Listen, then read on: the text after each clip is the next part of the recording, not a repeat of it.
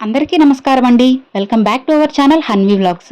ఇక ఈరోజు వీడియో ఏంటి అంటే, మీరు ఎన్ని స్విచ్ బోర్డ్స్ చెప్పుకున్నా, ఎన్ని ఏంజల్ నెంబర్స్ చెప్పుకున్నా, లేదంటే ఎన్ని మంత్రాలు చెప్పుకున్నా మీ కోరిక తీరడం లేదు అనుకున్నవారు, కుబేరుడికి ఎంతో ఇష్టమైన ఈ ఒక్క పదాన్ని మీరు చెప్పుకొని చూడండి ఫ్రెండ్స్. ఖచ్చితంగా మీకు మంచి ఫలితం అయితే కలుగుతుందన్నమాట.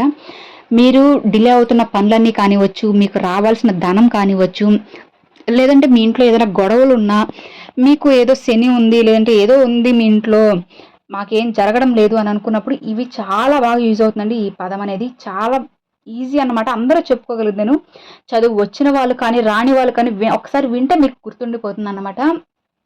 ఒకే ఒక పదం అండి అదే, అంతేనో లేదంటే ఒక అక్షరం అనుకోండి మీరు. చాలా సింపుల్‌గా, ఈజీగా అందరూ చెప్పుకోగలిగిందేను. ఎక్కడా కూడా మీరు స్కిప్ చేయకండి ఫ్రెండ్స్.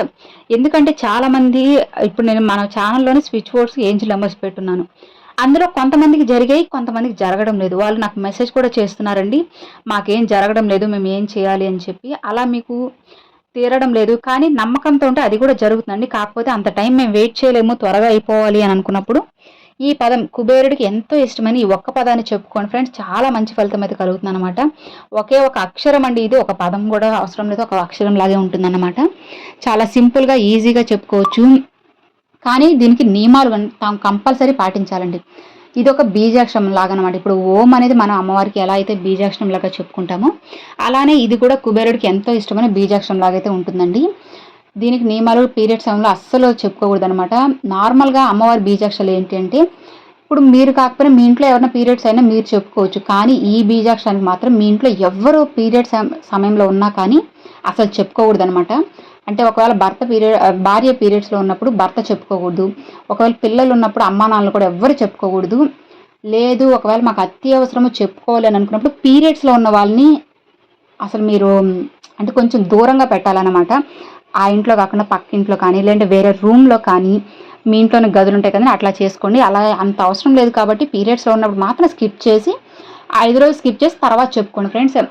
మరి ఇది ఎన్ని రోజులు చెప్పుకోవాలి అనంటే 11 రోజులు చెప్పుకొని చూడండి ఫ్రెండ్స్. మీకు ఖచ్చితంగా మంచి ఫలితం అయితే కలుగుతుంది. మరి ఎన్ని సార్లు చెప్పుకోవాలి అనేది కౌంట్ ఏం లేదండి. మీకు నచ్చినన్ని సార్లు ఓపికనంత సేపు చెప్పుకోండి. కానీ నమ్మకంతో నమ్మి చెప్పుకోవాలి. అప్పుడే మీకు మంచి ఫలితం అయితే కలుగుతుందన్నమాట. మరి ఆ బీజాక్షరం ఏంటి? ఆ కుబేరుడికి ఇష్టమైన ఆ ఒక్క పదం ఏంటి? ఆ ఒక్క అక్షరం ఏంటి అంటే ధమ్, ధమ్, ధమ్. చూసారు కదండి, ధమ్. ఈ చిన్న ఒకే ఒక అక్షరం అనేది కుబేరుడికి ఎంతో ఇష్టమైందనమాట. ఒక బీజాక్షరం లాంటిదన్నమాట ఇది.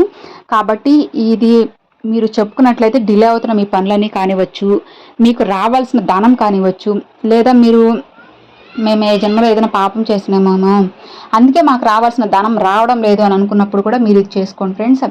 ఇంకొక చిన్న సజెషన్ ఏంటి అంటే, మీరు తెలిసి ఒకరిది డబ్బు మీరు తీసుకున్నాము అన్యాయంగా అనుకున్నప్పుడు, అప్పుడు అట్లా మీరు చేసి ఉండొచ్చు. కానీ తర్వాత మీకు రావాల్సిన డబ్బు మీకు రాదండి. అలాంటప్పుడు ఏం చేయాలంటే, మీరు యూనివర్స్ కానీ, భగవంతుడు కానీ ఇలా చెప్పుకోండి ఫ్రెండ్స్. నేను అది తప్పుగా చేశాను, నన్ను క్షమించండి. నాకు వచ్చిన ధనం రాగానే నేను వాళ్ళకి వెంటనే తిరిగిచ్చేస్తాను అని చెప్పి కానీ మీరు కానీ అనుకున్నట్లయితే ఖచ్చితంగా మీకు రావాల్సిన ధనం అనేది వస్తుందండి. కాబట్టి ఆ ధనం రాగానే మీరు ఇతరులకు అది ఇచ్చేసిండి అనమాట. అప్పుడు మీ తప్పేం ఉండదు. కాబట్టి ఖచ్చితంగా మీరు కోరుకున్న కోరికలన్నీ కూడా నెరవేరుతాయి. అన్నీ మీ దగ్గర వచ్చి పడతాయి అన్నమాట.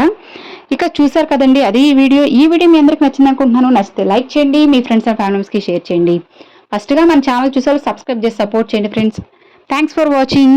జై వారాహి.